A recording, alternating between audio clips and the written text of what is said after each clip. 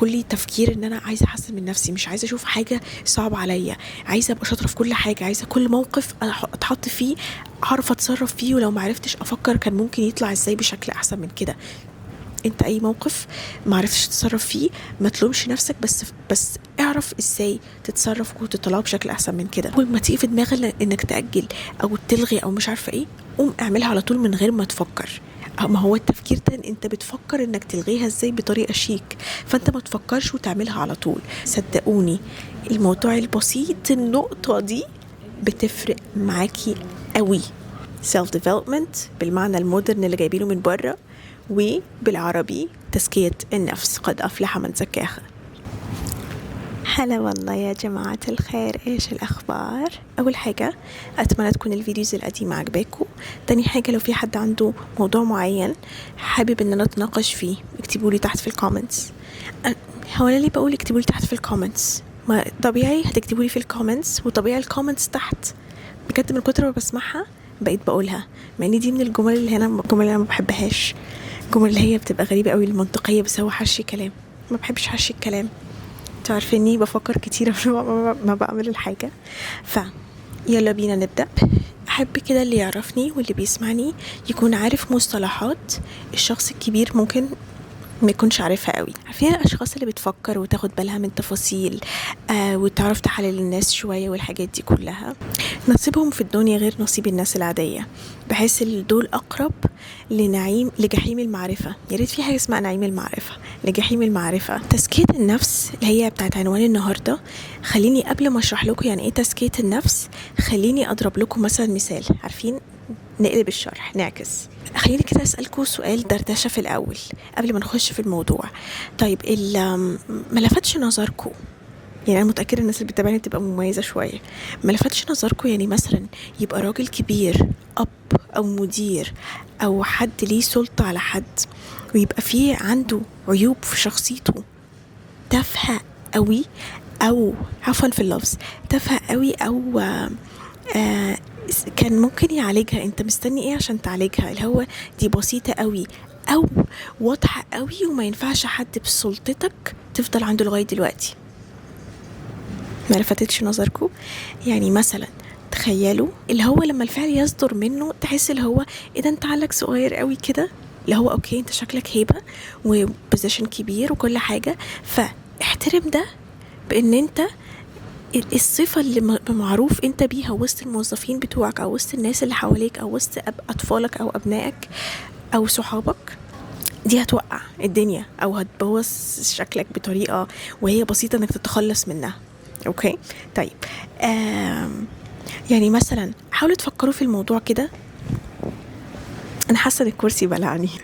حاولوا تفكروا في الموضوع كده، مثلا المدير بتاعكم عنده ايه مثلا عيب في شخصيته، بس مش عيب كبير اللي هو حاجه اللي هو فعلا مستعصيه، لا كلام اللي هو انت كبير، انتوا فاهمين قصدي بس عشان ما اشرحش كتير. او مثلا مش شرط المدير، ممكن مثلا الاب او الام، اللي هو مثلا انت ليه تعمل عقلك بعقل طفل وتزعق له؟ طيب وليه حاجه زي كده لما الطفل يعملها ويغلط تتعصب؟ حضرتك ده طفل، يعني ده طفل انت عايزه يتولد فاهم الدنيا ازاي، وكمان لما يغلط تتعصب؟ انت عايز سوبر تشايلد ولا ايه؟ فدي بالنسبه لي اللي هو دي ليه؟ يعني حتى ده معناه ان هو مثلا traumatized من هو صغير، او اهله ما كانوا بيحرموا عليه ان هو يغلط، او كان في تربيته وهو صغير ممنوع انك تغلط، انت لازم تعمل كل حاجه صح، لازم تبقى انسان perfect، فبالتالي اللي طلع عليه بيطلعه في ابنه. اوكي طبعا هو عارف ان اللي تمارس عليه بيمارسوا على ابنه، فانت ليه ما حسنتش ده؟ طب يعني حرام عليك قبل ما بتنام ما بتحسش انه مثلا ان في طفل او في creature او مخلوق من مخلوقات ربنا افتريت عليه؟ فدي حاجة تضايقك يعني، ومش بس كده ده كمان ابنك. فاللي هو ليه بتعرف تنام بجد؟ فهي دي الفكرة أعزائي المشاهدين، تزكية النفس. ان انت زي ما أستاذ ياسر الحزيمي أو الدكتور ياسر الحزيمي، بجد الراجل ده أنا بعزه قوي وبحب تفكيره ودماغه قوي. انتوا أكيد عارفينه، اللي هو صاحب حلقة بودكاست على نسبة مشاهدة في العالم فوق 130 مليون. مفيش في العالم ولا في أوروبا ولا في أمريكا الرقم ده لبودكاست على نسبة مشاهدة على اليوتيوب لحلقة بودكاست. أوكي، بيقول إن تزكية النفس، العلاقة مع النفس وقائمة على التزكية.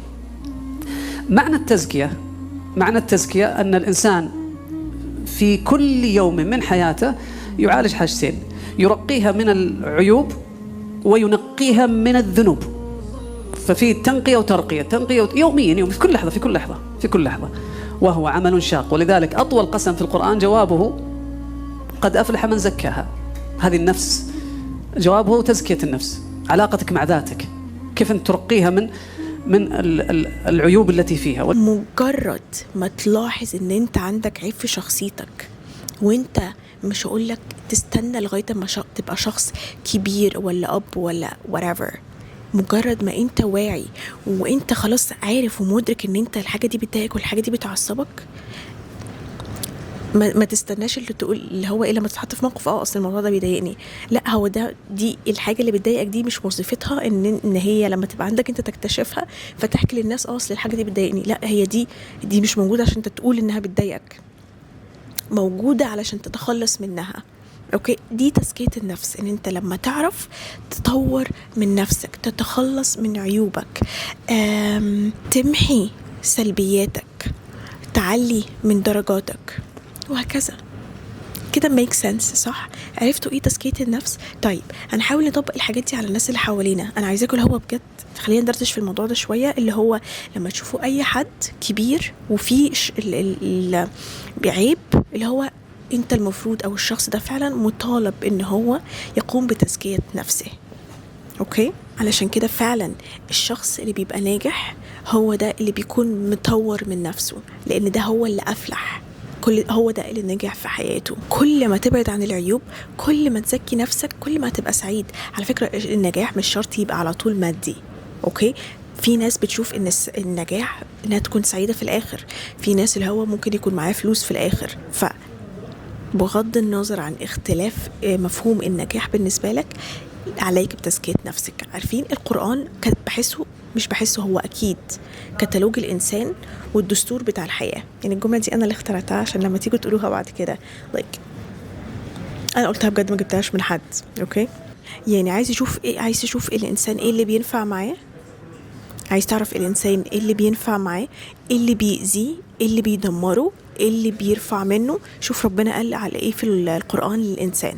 عايز تعرف الدنيا بتمشي إزاي والقواعد بتاعتها، ربنا اللي خلقها، يبقى كتب الأسرار دي في القرآن.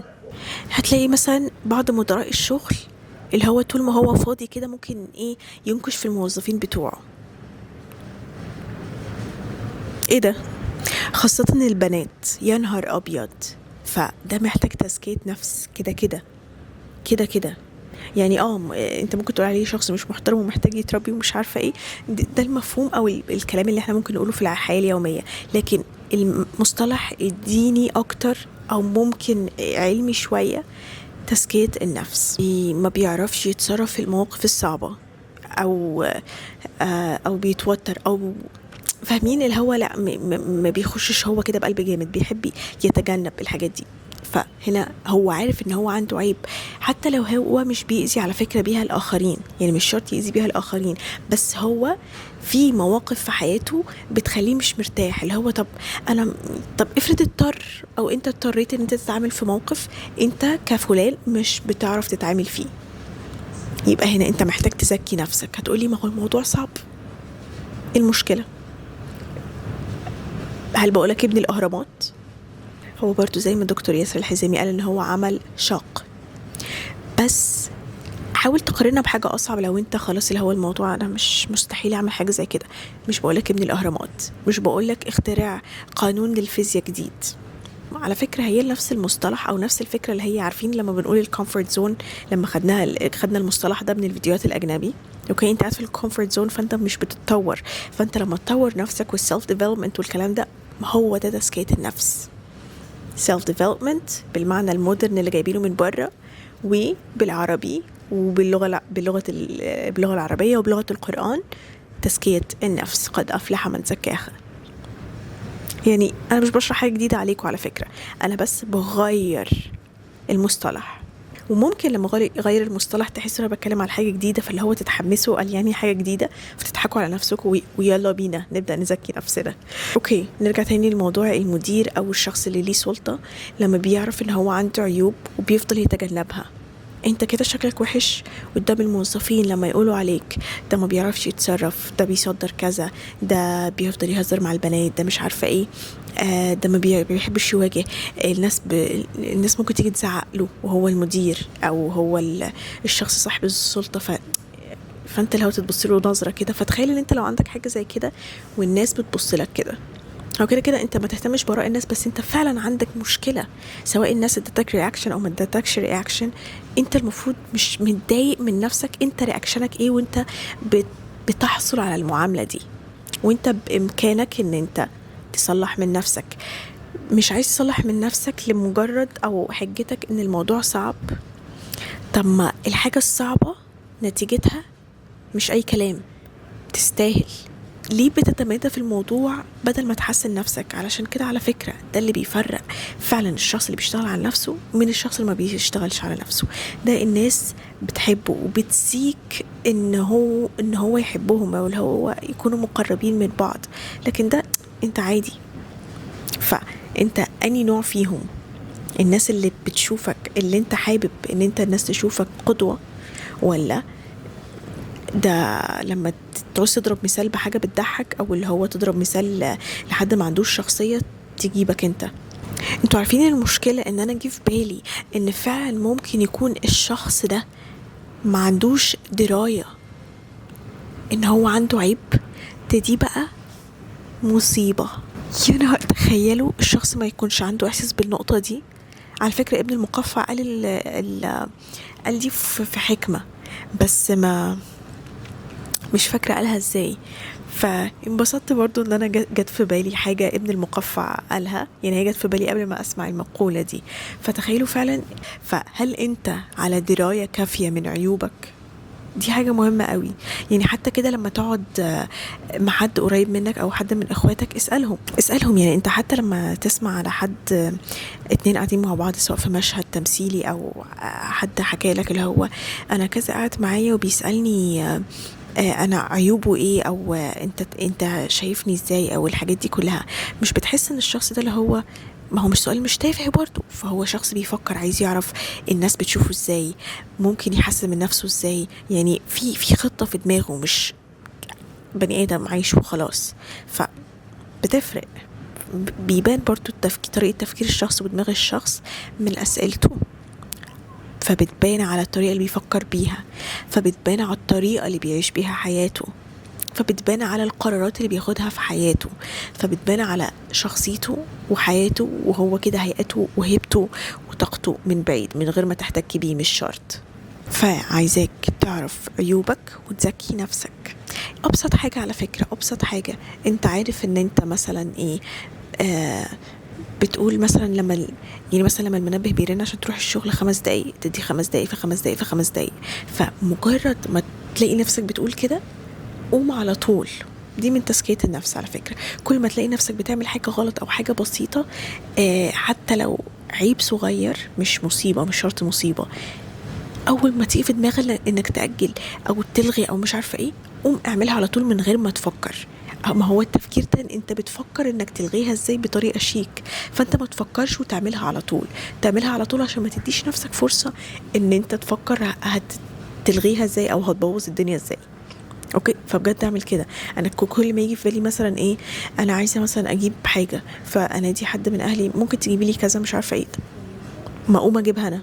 ابسط حاجه لفكره تزكيه النفس، صدقوني الموضوع البسيط النقطه دي بتفرق معاكي قوي. يعني انا كنت فاكره زمان قبل الدنيا ما تبقى سوشيال ميديا بقى والناس دي يحصل لها عفن دماغي، يعني انا من الناس اللي حصل لي كده على فكره برضو، انا مش واو قوي برضو. فكنت كل تفكير ان انا عايزه احسن من نفسي، مش عايزه اشوف حاجه صعبه عليا، عايزه ابقى شاطره في كل حاجه، عايزه كل موقف اتحط فيه اعرف اتصرف فيه، ولو ما عرفتش افكر كان ممكن يطلع ازاي بشكل احسن من كده. انت اي موقف ما عرفتش تتصرف فيه ما تلومش نفسك، بس اعرف ازاي تتصرف وتطلعه بشكل احسن من كده.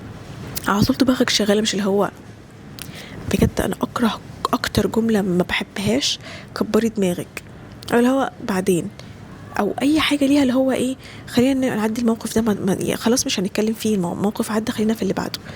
طب ما هو اللي بعده هيبقى شبهه، هنفضل نقول مش عارفه ايه. فاهمين قصدي؟ بس فتزكية النفس على قد ما هي ممكن تبان في حاجات بسيطة، بس صدقوني بتفرق قوي قوي قوي في الشخصية. شوفوا بجد تبقوا مبسوطين ازاي وانتوا بتعملوا الانجازات البسيطة دي.